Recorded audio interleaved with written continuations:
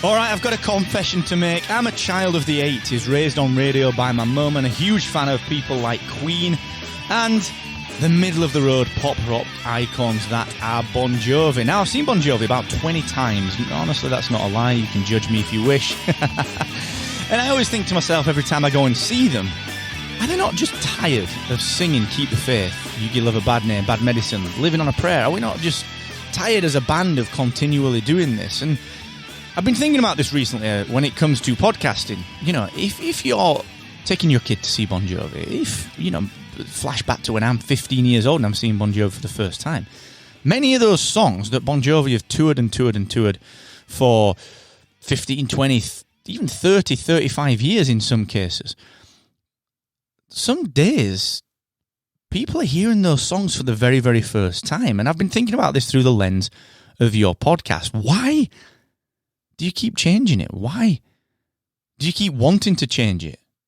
And we're going to dig into that in just 1 second, because I think just like any touring band, you've got to cater to the fans, to the people that love you, and the people who are recommending you to their friends. All right, so I'm going to dig into that in just one moment, right here on the Podcast Accelerator. That's right, I'm your host, Mark Asquith. This is a thrice-weekly show that brings you podcast education, industry insights, and straight-talking reactions to podcasting news. I'm the CEO of Rebel Base Media. We create all sorts of podcasting tools, podcast websites, productivity, Podcast Success Academy, and Captivate.fm, which is becoming exceptionally well-reviewed within the podcasting space. So if you're looking for a podcast host that makes life simple, that's putting a growth focus on everything, if you're wanting to work with someone that will help your show to increase its audience, go and check it out for 7 days completely for free at Captivate.fm.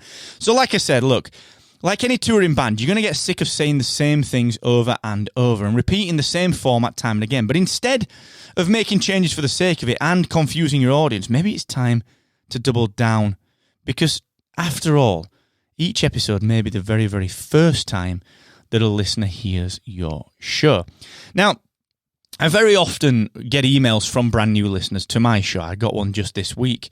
Yesterday, in fact, from someone that is really enjoying the show and just really valued some of the 80-20 stuff that I did on the last couple of episodes. And they said that it had come through my email list, and I email all my listeners who are on the list just to let them know there's a new episode out. And they said that they had been listening to the back catalogue and they were really impressed with the consistency. Now, granted, this show is only 36, 37 episodes in, but obviously I've done over 1,000 podcast episodes prior to this.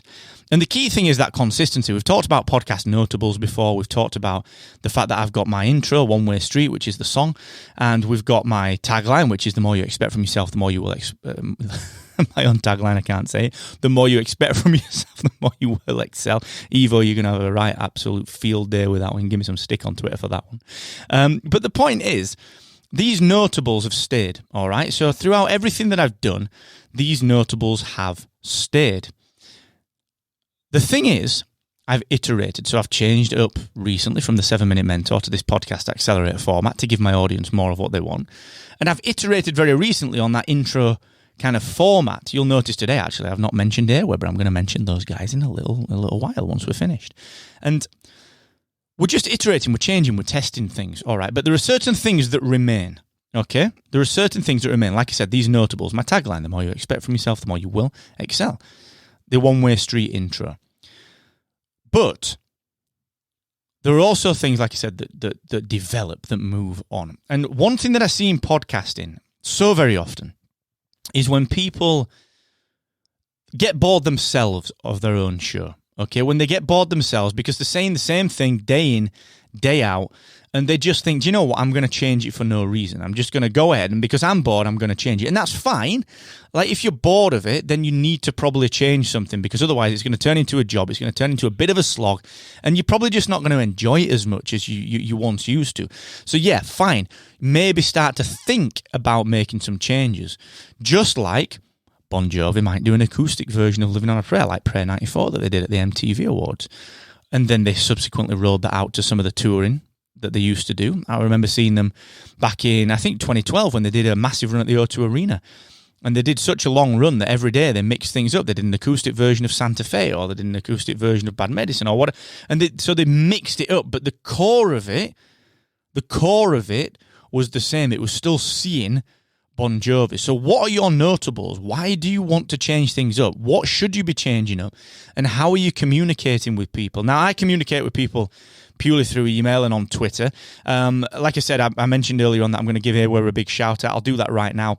Email, honestly, I email all of my audience. I get so much feedback through email. So if you want to start to build that relationship with your audience, the guys at AWeber, Brandon, Chris, and the team, they're just wonderful. They help me out. That's how I get my feedback. You can check them out for 90 days totally free at markasquith.com/AWeber. I also do that through Twitter. So I'll ask people, look, what are you doing? What do you want? Let me know at Mr. Asquith on Twitter. Even Instagram. I get DMs on Instagram. I get a lot of DMs on Instagram. Thank you to @Fishbonius for everything that you send me in a net bone. Thank you, just everyone. Thank you for everything that you do and when you send the feedback to me. The bottom line is that when I ask for it, I get it in all of these channels that I ask. But I never just make a change. I tweaked the intro and the outro based on feedback from Evo. He's a great friend. I trust him. He's one of the original podcasting guys, and I trust his word as much as I trust my own. And he recommended that I tweak some things up. And sure enough, rather than being all kind of OTT and standing my ground and saying, well, this is my show, I'm going to do it my own way. No, listen, respect. Evo is ultimately, at the end of the day, an audience member, and I'm grateful for that. You have to listen. You've got to be humble.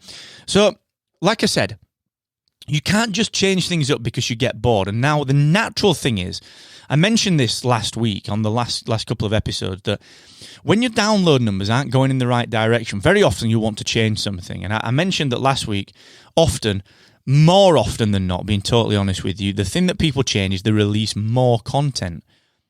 But the second most common thing that people come to me with is, well, I'm just going to change my show up. Why? There's probably no need. You don't see Bon Jovi really putting out any new songs that are any good, honestly. It's their old stuff that's good. Like the last album they did that was any good was probably The Circle, and that's 7 years ago? And even that was a push.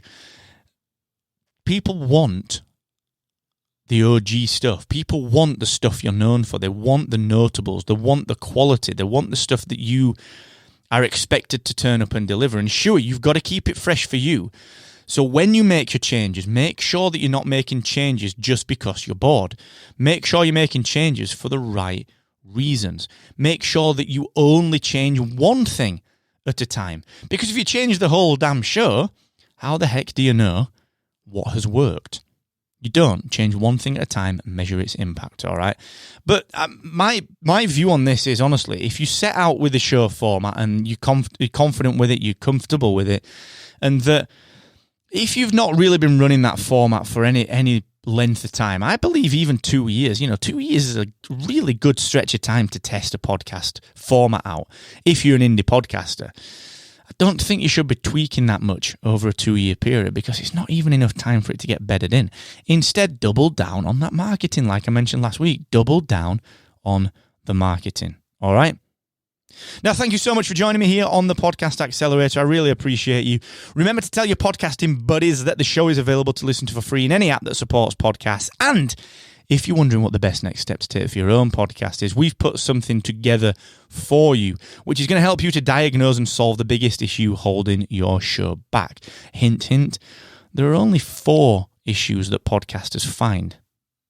The challenge is understanding which one you are suffering from. So go and check that out over at rebelbasemedia.io/grow. And until the next episode, enjoy yourself, stay safe, keep talking, and never forget, the more you expect from yourself, the more you will excel.